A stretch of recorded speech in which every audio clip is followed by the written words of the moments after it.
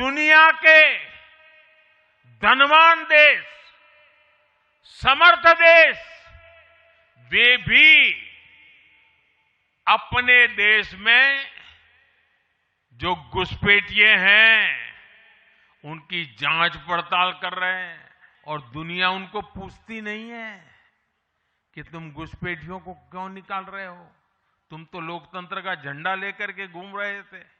ऐसे राजनीतिक दल जो वोट बैंक की राजनीति में घुसपैठियों को बचा रहे हैं या उन्हें कवर दे रहे हैं, उन्हें हमें पूरी शक्ति से जनता के सामने बेनकाब करना ही होगा।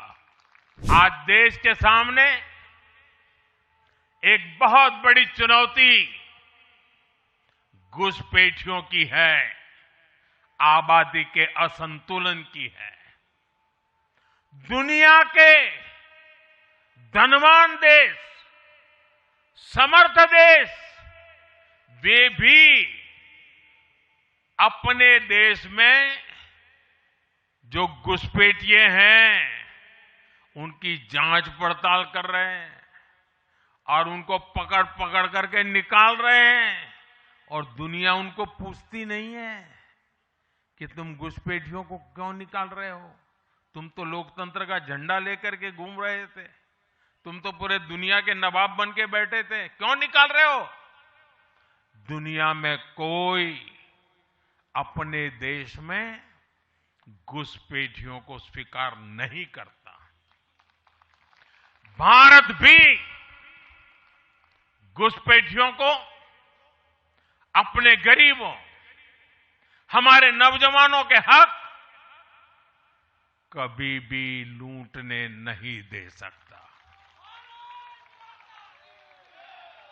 घुसपैठिए देश की सुरक्षा के लिए बहुत बड़ा खतरा है। उनकी पहचान करके उन्हें वापस उनके देश भेजना बहुत आवश्यक है। इसके अलावा ऐसे राजनीतिक दल जो वोट बैंक की राजनीति में घुसपैठियों को बचा रहे हैं या उन्हें कवर दे रहे हैं, उन्हें हमें पूरी शक्ति से जनता के सामने बेनकाब करना ही होगा, उनको एक्सपोज करना ही होगा। अर्बन नक्सल की भी है। अर्बन नक्सल का दायरा इंटरनेशनल हो रहा है और यहां अर्बन नक्सल की बड़ी चतुराई होती है।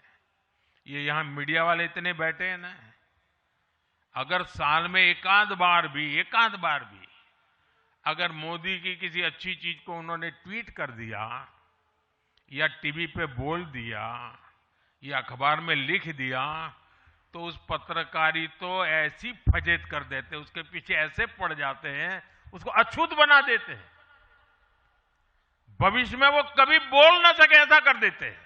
ये अर्बन नक्सल की स्टाइल है। हमको भी सालों तक ऐसा अछूत बना के रख दिया पूरे देश में भाजपा को। अब देश समझ गया है अर्बन नक्सलों के कारनामे। भारत को नुकसान पहुंचाने के लिए अर्बन नक्सली लगातार हमारा नॉर्थ ईस्ट, वहां वोटर उतने नहीं है, सीट भी उतनी नहीं है, इसलिए कांग्रेस की सरकारों में उन्हें बरसों तक उपेक्षित रखा गया। लेकिन संवेदनशील भाजपा ने नॉर्थ ईस्ट को दिल से भी जोड़ा और दिल्ली से भी जोड़ा।